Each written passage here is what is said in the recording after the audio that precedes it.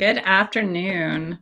My name is Laura Hennighausen, and I am the Director of Strategic Philanthropy for Purpose Possible. Today, I'm going to be talking about donor motivation and why people give. And this is particularly important and timely, I think, as we all enter our end-of-year giving season. We're planning all of our communications for what we want to do and ask for end-of-year giving. And so today I'm going to be going through a bunch of research I've been doing on donor motivation studies so we can see what actually works, why people respond to things in a certain way. And hopefully this will help all of us plan out and strategize how we ask for needed funds during the end of the year. So let's just jump right in. We are going to take questions in the chat. I'm going to be asking you guys some questions in the chat, so please feel free to chime in. And we'll definitely have time for questions at the end. We will be sending out a list of the resources and the research studies that I refer to during this. So if you have registered for the webinar, you should get those resources after. All right, so let's dive right in. So we often all think of fundraising as kind of an art and a science. Mainly, though, we talk about it as more of an art form. You have to have empathy. You have to know how to speak to people. You have to kind of be able to judge what somebody's thinking, what their motivations are. A lot of this kind of, more heart-forward approach. And what we're going to look at today, though, is actually more of a scientific approach. And so these are a series of social studies that have been done, really experiments that have been done on giving behavior and motivations. And this just is an empirical strategy. So this is one of the studies we're going to talk about. I promise this will be more exciting to those of us that are not a science or math person. But just goes to show there is actually a lot of scientific research and mathematical equations that go into deciding what is the best way to ask somebody for funding, how to get people on board with your mission, and how to get them to get engaged. So the first study that I'm referring to here is the Edge Research 2023 Social Giving Experience Study. So this is a study that was specifically done for one cause. And one cause is an online giving platform. So think of like Give Better, Georgia Gives Day, those types of things. And this was specifically a study of social donors. And they define social donors are those who donate as part of a crowdfunding campaign, a run, a walk, a special event, fundraising, like gala, something like that. So this is especially relevant to us as we're thinking about our end of year giving days, like Georgia Gives Day or Giving Tuesday. Social donors are especially likely to be repeat donors. So we really want to pay attention to them.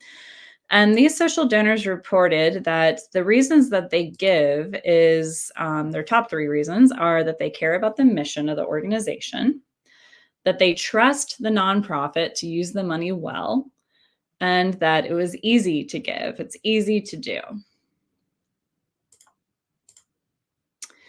They dug in further and found that Gen X and baby boomers focus most on trust, the ease of donation, and the mission of the organization. And trust is really key. They said that to donors, trust equals reputation of the organization, the length of programming. So they tend to prefer or trust organizations that have been around a little longer and aren't just new startups.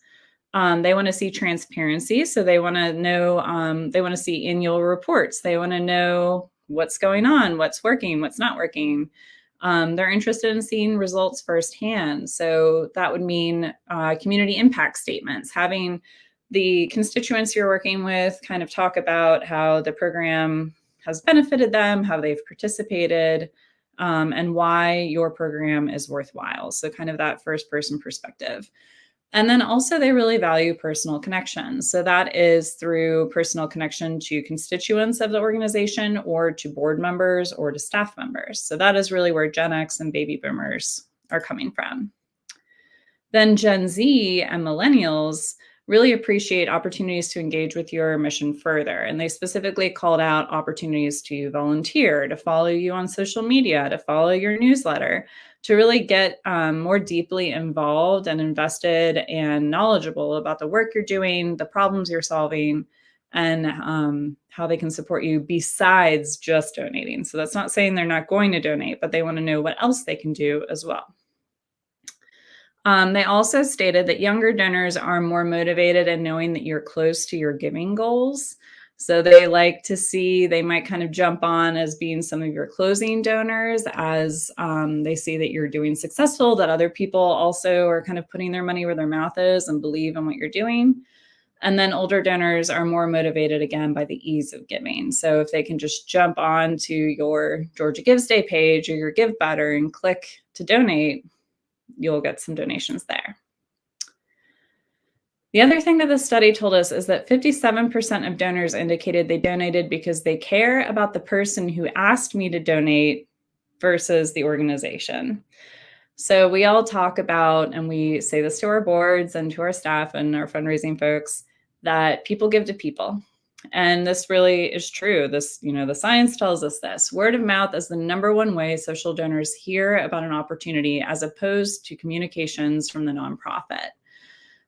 They also prefer hearing directly from someone that they know versus an advertisement or a celebrity influencer, something like that. We don't need all that. You just need somebody that they know, that they have some sort of relationship with or some sort of trust of to make the ask. Moving on to our next study. This one is really fun. It is a very academic and heavy read, but the TLDR, this is called Preheating Social Behavior. And they found that prospects are more likely to contribute and to contribute in larger amounts when they are in a good mood or made cheerful by experiencing positive content ahead of an ask. And here we have Hakuna Matata from The Lion King. And this was actually part of one of the experiments that was run where they showed different donor groups or prospects different media before they are then asked for a donation. And one group was shown the music video or the little clip of Hakuna Matata from the Disney movie. And those individuals were more likely to donate and more likely to donate a larger amount because they were in a good mood. They had just seen something fun, maybe that was emotionally resonant with them. And so that shows that if you have materials that you can show that are kind of heartwarming, that you want to kind of warm up or preheat your donors before you make an ask, and that is scientifically proven to then result in better ROI. Okay, next. This one's a little hard. It's a hard truth for all of us in the nonprofit world. And this is the psychology of overhead aversion. This is another interesting study I recommend you read. Unfortunately, it says that donors are more likely to contribute to a campaign for a program if they are told overhead is not included. So they, of course, want to fund programs, projects, things like that that don't cover overhead. And our definition of overhead would be salaries, utilities, rent, things like that. So the things that really nonprofits absolutely need in order to do their work. But people would rather give directly to a constituent or feel like they're really helping their audience rather than paying for somebody's salary. And so this study, though, does talk about ways that we might be able to kind of readjust this. So we can do a better job of educating about the need for overhead. One thing this study actually suggested, which I thought was interesting, is they said, okay, let's say you have a donor coming to you that wants to give you $5 million for your organization, and it's for a capital gift.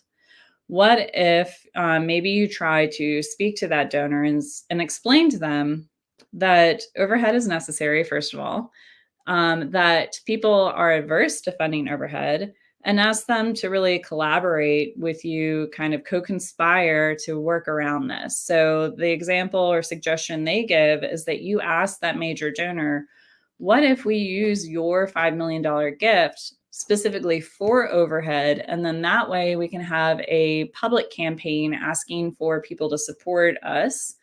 And we can say that those gifts don't include overhead because you've already covered it. That can be a little problematic because in my personal opinion, I think we should be educating everybody about the importance of overhead and why it should be included.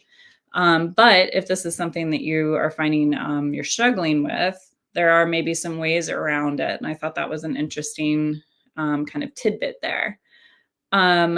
I see we do have a question about how we can ask or how we can get a list of the studies that I'm referencing. We will send that out after the presentation. So we'll give you all the good in-depth reading. This is today just a real big TLDR, too long, don't read, summary of all of these different studies. All right. Next, we're going to get into a ton of information that I gleaned from Ideas 42. They are a nonprofit as well. They released a Behavior and Charitable Giving 2023 update. It summarizes a million different research studies like these. I'm not including all of them. I'm including the ones that I felt like were most relevant. And we are going to be polling you guys a little bit to see what you think were the results for some of these studies. So first, we all know the Sarah McLachlan commercial with the puppies and the kittens, and it's really heart-wrenching and people change the channel even. But science does tell us that subjects are more than twice as likely to donate when viewing photographs versus silhouettes. So in this experiment, subjects, so prospective donors were shown giving solicitations. Some of them had a silhouette of a individual or of an animal that is benefiting from the services, and the other had an actual photograph. And not super surprisingly, the actual photograph did much better. Twice as likely they were to donate when viewing photographs compared to silhouettes. Also, though, keep in mind, there's more research that says that donations do increase when you are shown severe images. So if somebody sees images of, the aftermath of a disaster, a tornado, something like that. But that is only the case if there is high social closeness. So that is only if you can really, let's say you're the donor, if you can really identify with the people in that photo, then you might be likely to donate. But if you can't identify with that situation or the individuals in the photo, then you aren't necessarily likely to donate. So there's a little bit of trickiness there. We also obviously want to be very careful about ethical storytelling, making sure that the people we are highlighting or the individuals, even the animals that we're highlighting, we're not just using them for their images, that they really have some agency in these communications as well and get to tell their own story. But that is something that does work. So especially if you have cute pictures of puppies or kittens or something like that you can use that are relevant to your mission, go ahead and do that. All right, here's our first little quiz. 2 photos here. One of them, let's say you got these communications. One of them says that Nonprofit Inc. prepares youth ages 18 to 24 for emerging careers. The second one is the exact same image, but says Nonprofit Inc. prepares youth like Jenna, age 14, for emerging careers. Which one of these do you think was more successful in raising funds? A or B? Just type it in the chat. We'll be able to see it. Give you a couple seconds.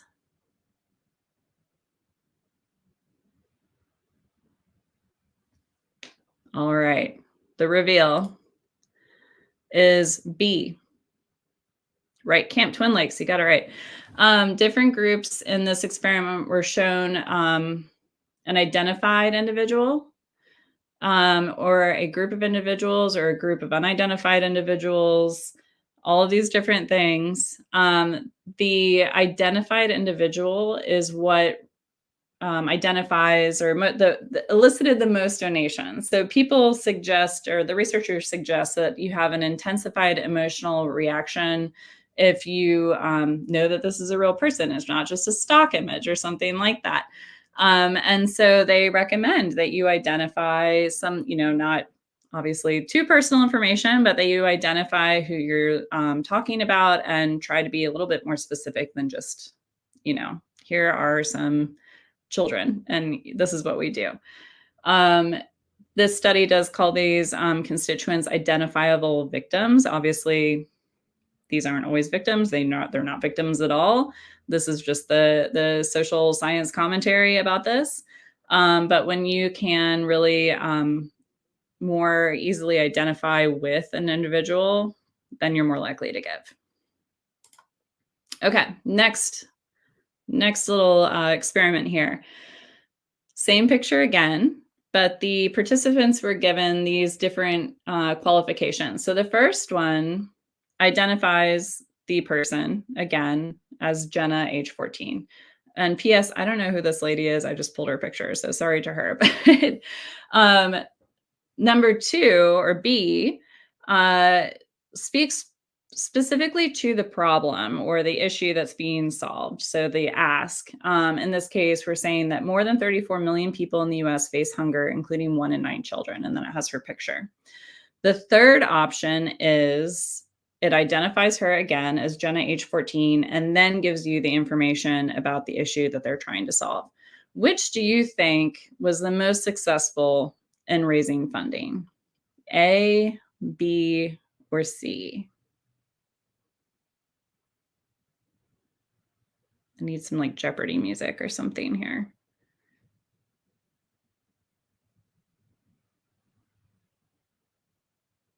Okay, we got a guess for A. And you're right again.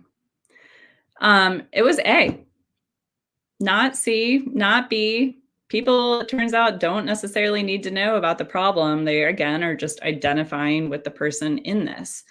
So they gave different, again, the same photo, that same information, and people just really gravitate, again, to the girl's profile, having more information about her. And there was no significant difference in giving between those who received just the factual information and the people that received her profile and factual information. So those are about the same. It doesn't matter if when you're giving the factual information, if you were talking about the victim or the person or not, but people by far preferred just seeing the person's picture. Next one. A or B? So which do you think raised more money in here, A or B? Please consider a donation to these girls with a picture of some very cute children, or please consider a donation to these sisters. A or B? What do we think? We're riding on you, Camp Twin Lakes, because you're doing really well on here.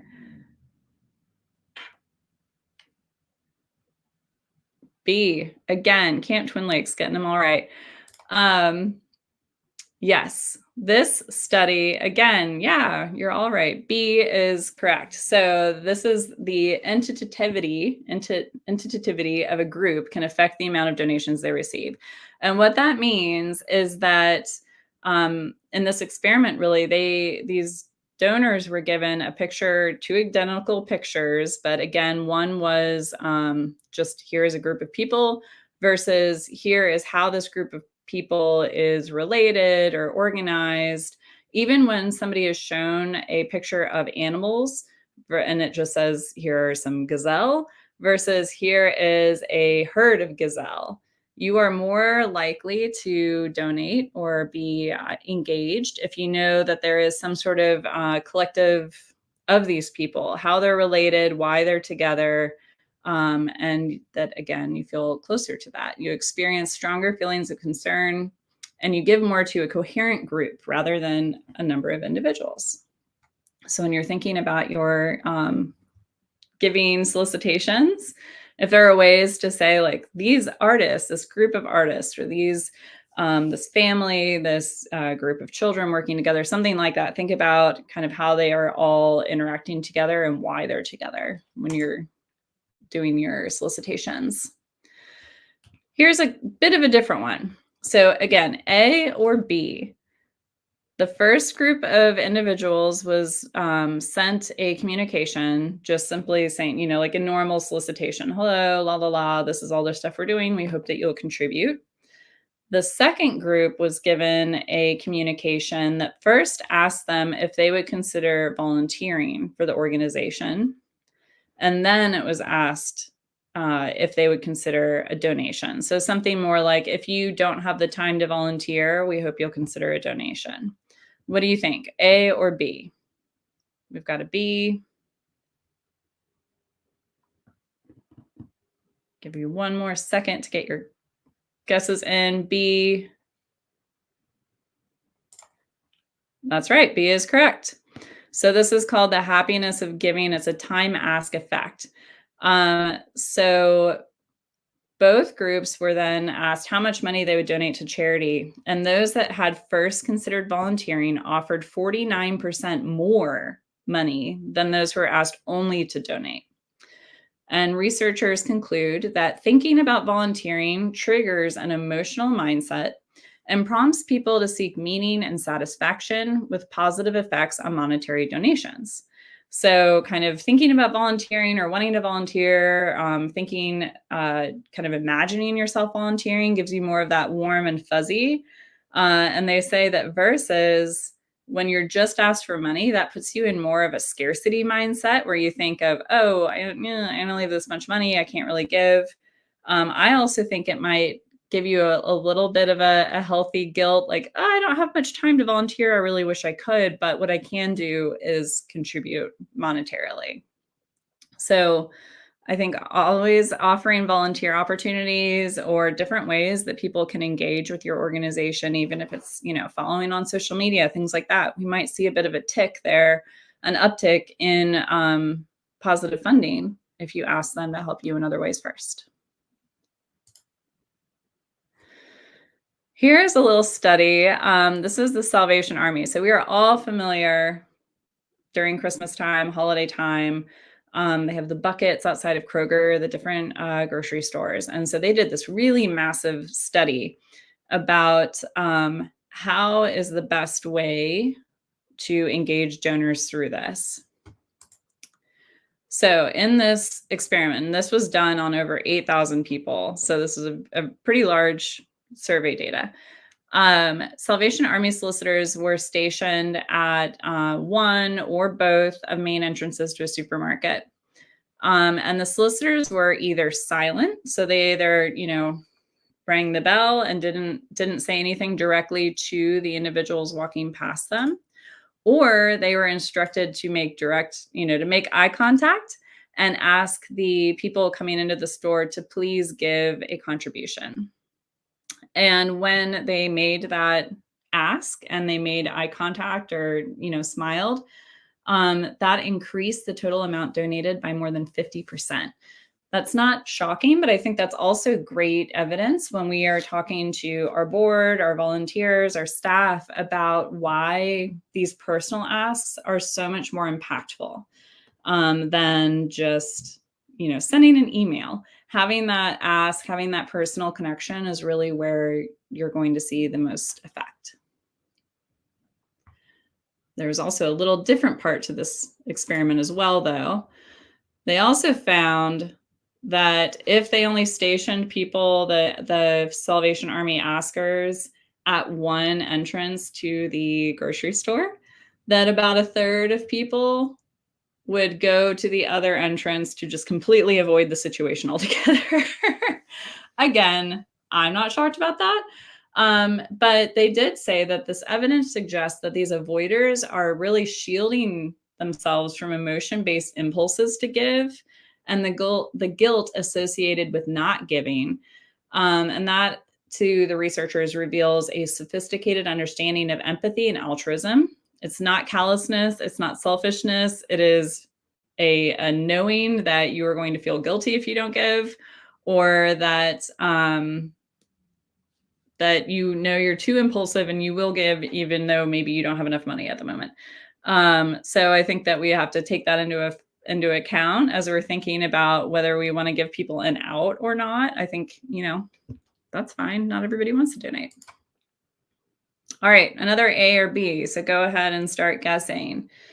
This experiment asked people either to increase the so these are donors that already had a monthly giving contribution being deducted every month. So let's say like $25, and they were sent two different groups were sent these communications. One group was asked to increase their monthly donation today, or now, and the other one was asked to increase their monthly donation in January, which at this time was 2 months ahead. So you're either being asked to increase your donation today or increase it later. What do you think was more successful? We've got a B. Who else? And this goes into effect. So this is what, in the end, what raised the most amount of money. So A versus B. Okay, we got several A's. A versus B. Sorry, Camp Twin Lakes, you're wrong this time. Donate later. Raised more money. And so the average increase in giving was 32% higher for those offered a delayed start compared to those who are asked to give more immediately. And so that's also, there were more people that opted into giving more later, and the people that did that then increased their donations by a higher amount.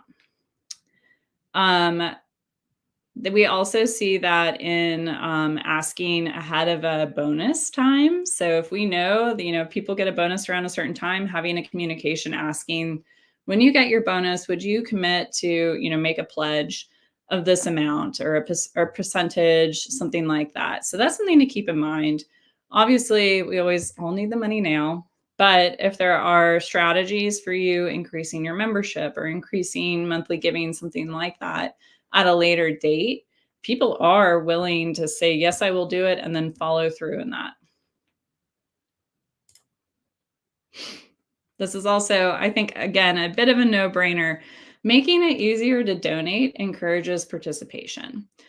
So this was a campaign study done in Germany, and they sent people a communication where this was paper mailing. They were sent a communication asking them to send back a check. And then the other half of people were given a communication that also allowed them to call with their credit card information, to go online. And of course, the people that were given more options, where they could figure out whatever felt best for them, what was the easiest way for them to give, or the way they would prefer to give. Um, they chose that route. So the easier you can make it, the more options you can give people. That is the best way to increase your participation. They also were 26% more likely to respond to that direct mail solicitation. So that's pretty great. I mean, I think direct mail is falling off a little bit, and it's because it's probably not as quick for people to participate in. But I think, we've got QR codes, we've got all these different ways to make it really quick and easy for people to participate in that way. So just keep in mind, the more option people have, the better. All right, A or B. In this experiment, this was a charity that does, I think, they produce hand knit blankets to new residents, so refugees, to wherever this community was. I can't remember right now. And so the prospects were asked to donate. They're both asked to donate, both groups asked to donate, but one group was told, if you donate, you can also sign a pre-written holiday card that will accompany this blanket to our new resident. And the second group was told, if you donate, we will give you a holiday card and you can write your own message in it. So you can personalize it more so than just signing your name on something that was pre-written. Which do you think people gravitated to more? They can just sign something that's pre-written, or they can write, more of a heartfelt message. A or B?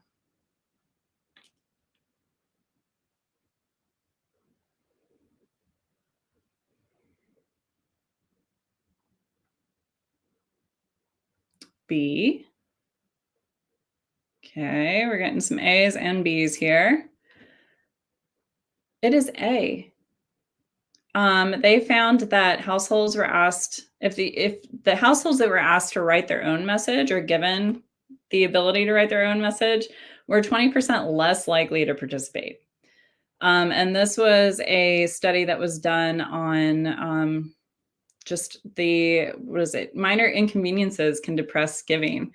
Um, so the researchers concluded that the opportunity to write a card may drive up the cost of giving in multiple ways.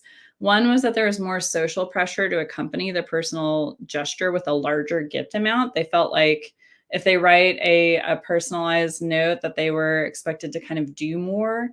Um, it took longer. It was an increased time to complete the transaction. And some of those folks just didn't want to spend the extra time, or that felt like too much on them. And then just decision fatigue. That was an additional need to make two decisions. Do I give? Do I write this letter? What do I say in the letter? And it just was overwhelming to people.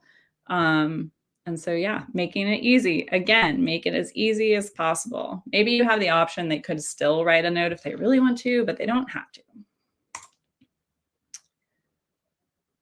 Seed money. So this is in the case, we often see this. We're doing Georgia Gives Day, something like that online. We have this campaign. We've got a goal, obviously. And in this experiment, donors were given a communication saying, hello, we're trying to raise, let's say, $50,000. In one case, one study group was given communication that said that they had already raised 10% of the goal.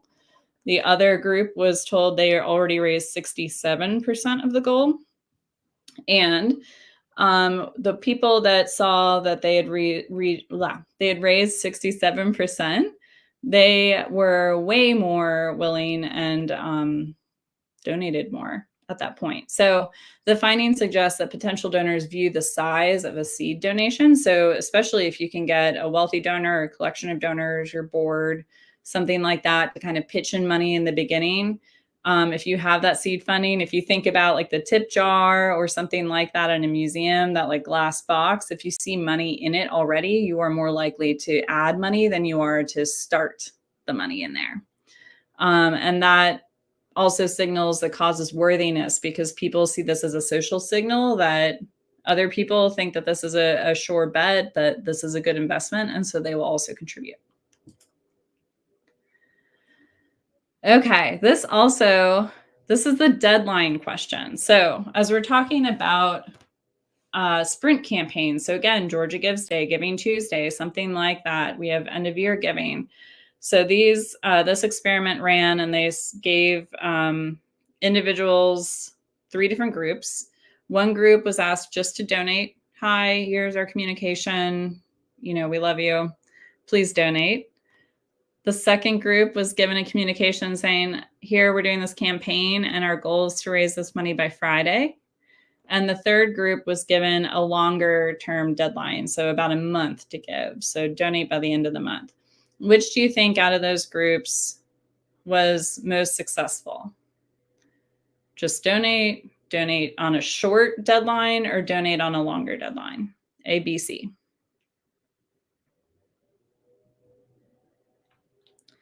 We've got B.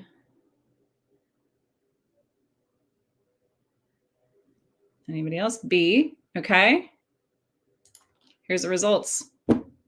Just donate had the better results. Letters, the response rate was highest when there was no deadline specified. And then it was lowest when we gave them a month. And that has to do with procrastination. So we see that, we think, oh, okay, well, I have a month to do it, so I'll put it off. I'll do it later. And people who saw that the deadline was, in a day or so, in a week, they were a little more likely to do it. But again, they still need some reminders, things like that. If you put it off to the end of the month, you forget about it and it doesn't happen. People that were just asked simply to donate were way more likely to actually make a contribution. This is, again, sharing information about major supporters validates your organization. So, this kind of social signaling. In this case, there were two different groups of donors. One was told that there was an anonymous donor supporting a cause, and they were asked to also contribute as a match. And others were told that that donor said that it was specifically the Bill Gates Foundation, Bill and Melinda Gates Foundation. So this study was trying to see, like, if you know who this donor is, are you going to be more likely to donate than yourself? And the results were yes, that people were much more likely to contribute if they know the identity of this anonymous donor. And there's a couple other studies like this. It doesn't have to be the Bill and Melinda Gates. Obviously, that's a really big deal. But there are studies that show if you know the name, if somebody is willing to put that name on there and say, yes, I support this organization, and they are somebody known in the community, then that is more likely to help encourage other donors to contribute. So if you do have a match or a challenge donor coming up and willing to do that, then it is better if they are willing to have their name mentioned. And so if you're dealing with donors like that, you can bring them the study and show them this helps us way more if we can say who you are. All right, here's three more options again. What do you think was most successful? So in this study, donors were given three different incentives for the exact same amount of donation. So either one group was told if they donate, they can receive a free tote bag. So just like a tote bag with the logo of the organization, kind of generic. B group was told that if they donated, they would receive a tote bag that says, I am a supporter of organization. And then C was donate. We're going to list you on our supporters page on our website and in our annual report. So which do you think was the most enticing? A, B, or C?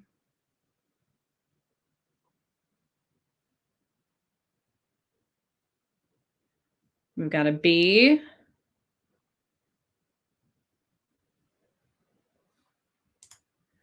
All right. And yes, it is B. This again is social signaling.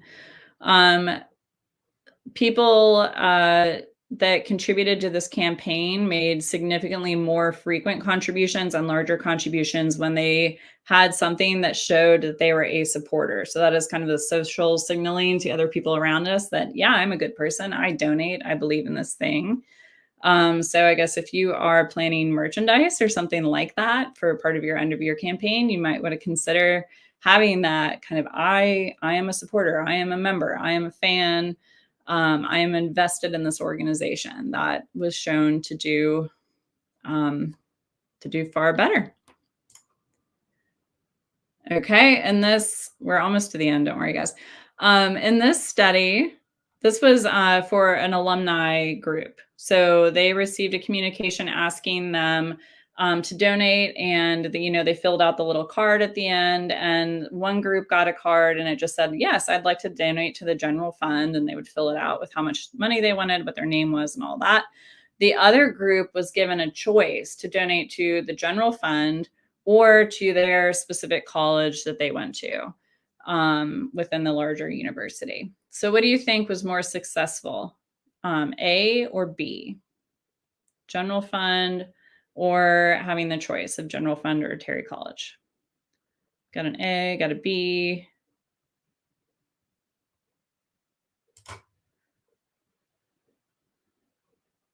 That it really didn't matter a ton. There was no difference in donation rate. So they gave the same, they were more apt, or they were the same amount of, you had the same chance of getting a donation from either group. But when given a choice about where they wanted that money to go, those folks tended to give a larger amount. And furthermore, few donors actually chose the option to restrict their gifts. So when given that option, most people didn't decide to restrict their gifts. They still gave to the general fund, but they gave more. And that researchers think is because having this ability to make a decision in that to have some autonomy makes you more generous because you feel like you have more choice in the matter. Viewers like you, we've all seen this. Providing descriptive norms suggesting high contributions increase donations to an existing public good. Participants who are told that others around them have given or the amount that they've given, the people before you have donated on average about $20. Most people donate. I think WABE is doing their pledge drive right now. They often say most of our monthly donors give about $25 a month. And that actually is scientifically proven to help, that if you hear about what other people are giving, that then helps you decide, okay, well, that must be the right amount to give. So when you make the suggested amount, or if you can see on your Georgia Gives Day page, something like that, you see how much people are donating, people are more likely to donate about the same amount or a little bit more than the people ahead of them than less. So having that kind of information can be helpful. Okay. These are, again, 3 options. What do you think is most successful? And this, again, I think is really relevant to a lot of us that do Georgia Gives Day. Some of us have matching campaigns or challenge. And a reminder, so a match might be that, so-and-so says that they will match up to $1,000 today, versus C said, this person has already given $1,000 and is challenging our community to also contribute. So what do you think was most successful? Just asking somebody to donate today, to donate and have their gift matched, or to respond to a challenge gift? We've got a B, we've got a C.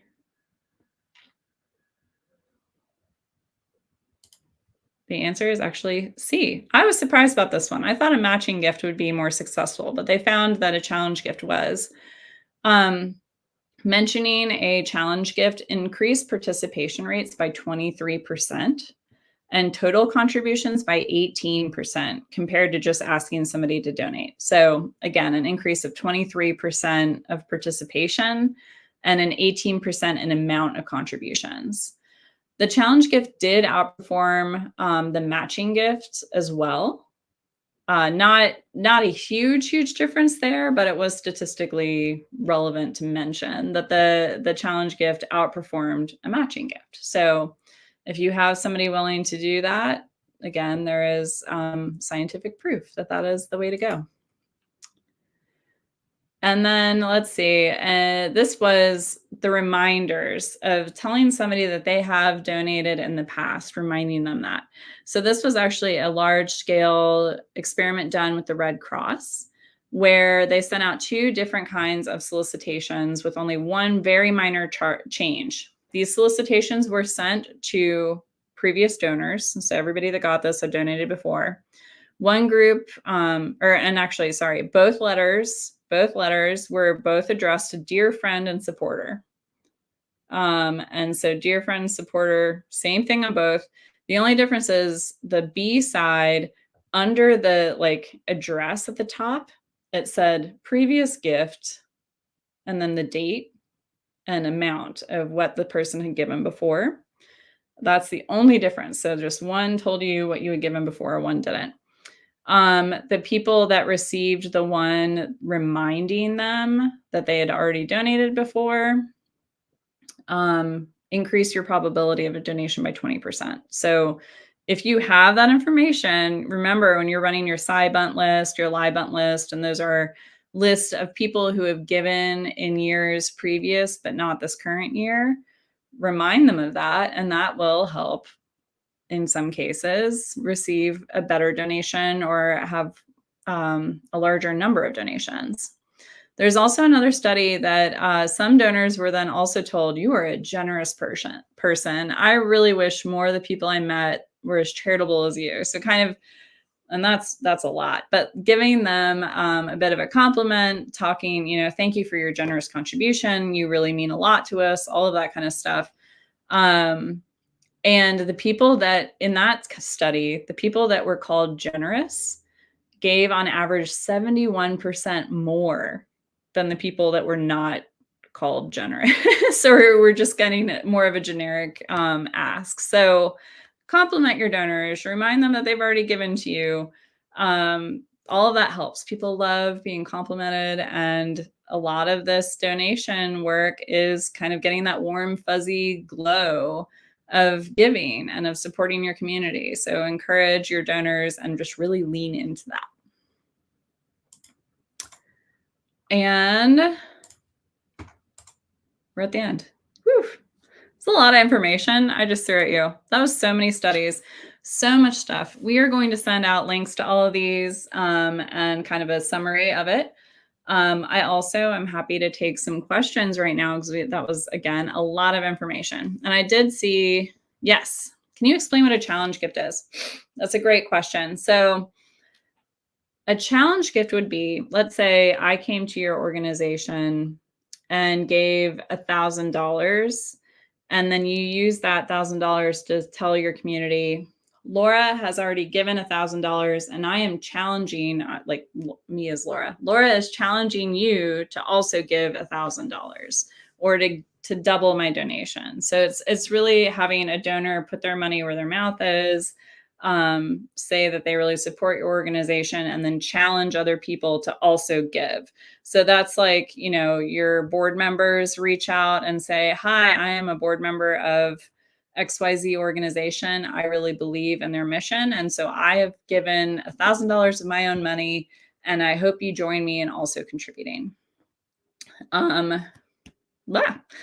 That is different than a matching gift. So in a matching gift, there's kind of more of a quid pro quo in that I go out and say, if my community members donate $1,000, then I will give another $1,000 to the campaign. So it's kind of, I don't know if that makes sense.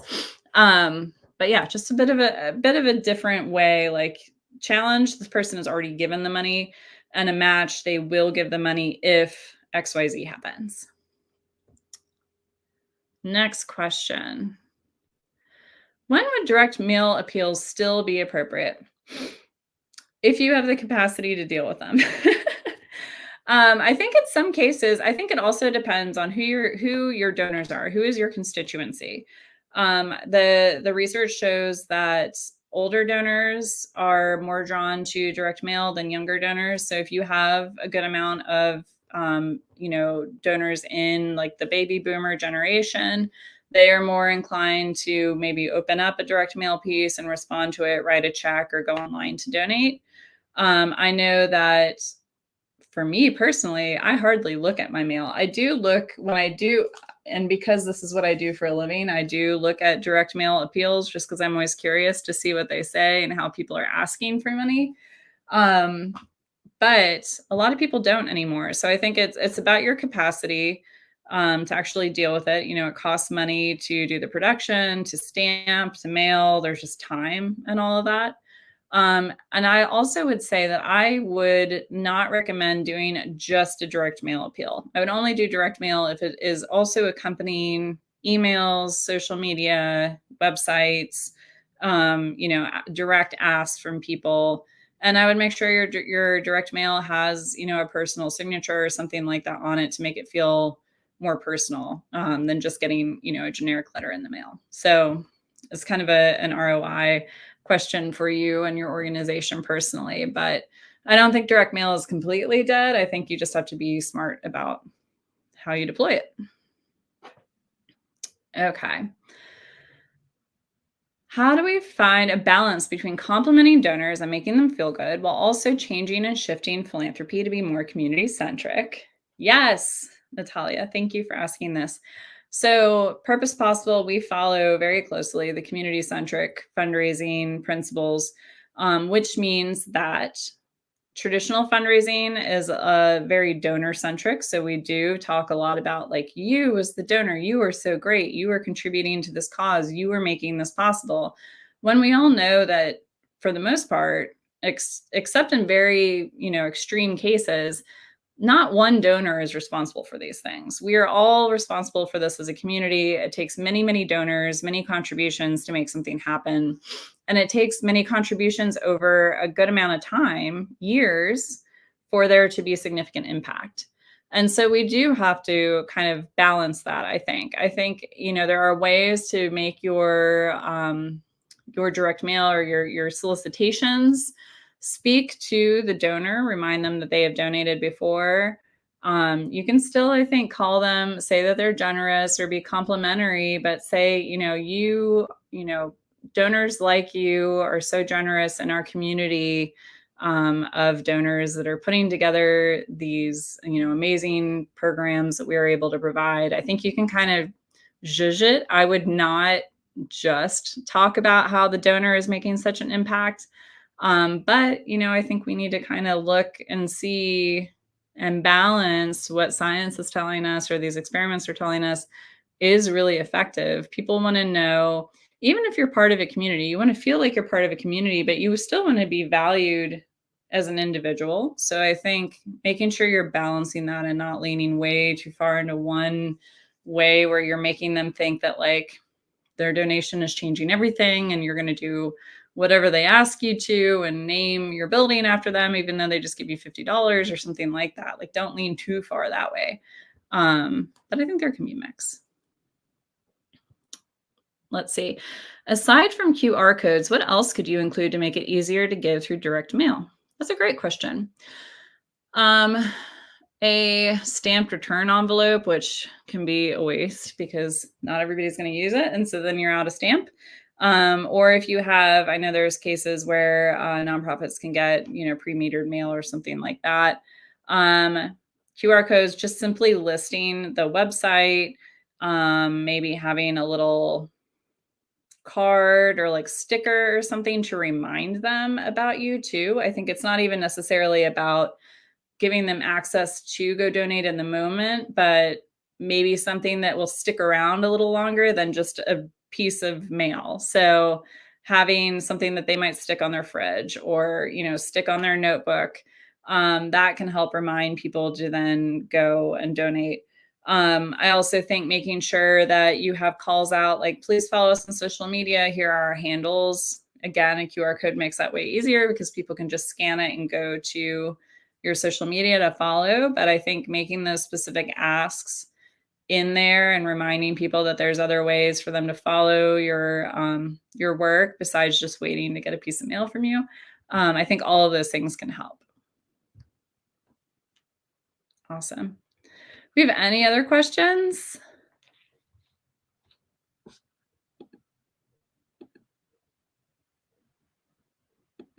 Let's see.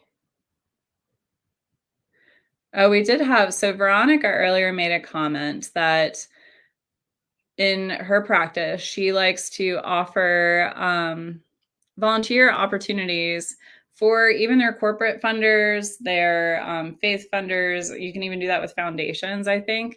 They don't always want to take you up on it. And again, there's always the balance of offering a corporate volunteer opportunity and how much time that can take you to put it together.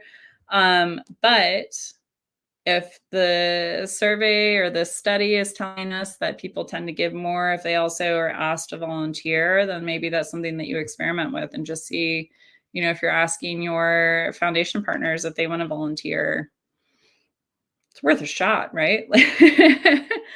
But I think that's a good way to go about that, to make sure you're always giving people the option of other ways to get involved. There was one other comment I saw earlier that I'm trying to find now that they pointed out. Okay, here is Carla. One study mentioned earlier that there was a 32% increase in donations when messages said donate later. So she brought this up when talking about that study that gave you different deadlines, either just donate later, donate by the end of the week, or donate by the end of the month. I think that the difference here is that the first study here, the one that had a 32% increase in donations, is when you were asking people to pledge to donate more in 2 months. So I would imagine that this study gave somebody something to fill out, making a commitment, saying, "I will donate in January X amount." And then I'm sure that they were again followed up with about that to remind them to do it. And that was more successful than just asking somebody to increase their donation during the day. Versus the other study where it gave them options either just to donate or donate by the end of the week or donate by the end of the month. People just forget to do it later. And I think in that case, there was not a pledge made, it was just an ask to donate. So I think the difference there is having a pledge form or some sort of commitment made, even in the moment, that you are committing to donate more in the future or committing to donate in a couple months. People are more willing to follow up on that because I feel like it's a contractual obligation. They told you they would do it, so they're going to show up and do it. Versus if you just get an email asking you to donate by the end of the month, if you don't say, yeah, tell the person, yes, I will do that, it's easy to forgive, just kind of forget and walk away and not follow up on it. So I think that is a good kind of differentiator there. All right, guys. Well, I've been babbling for about an hour now. I really appreciate everybody participating. It's fun to see all of your guesses. I know some of these studies really shocked me more than others in the results. So it's just fun to see all of the different studies people are doing and getting really like granular about what is actually working and what's not. Like I said, if you registered, we will send out a list of the studies with links and all of that so you can reference it. It's a lot of information. Like I said, in that Ideas 42 document in particular, I did not go through all the different studies in there. There are a lot more even. But it is, maybe at least for me, it's fascinating to see kind of donor intent, donor motivation, and how just like the smallest thing can really influence somebody to make that donation. So yeah, keep that in mind. Remind people that they donated, make it as easy as possible for them to donate. If you are going to have a deadline, send reminders, all that good stuff. And if you have any questions, reach out to us at Purpose Possible. We are happy to help. Thanks, guys.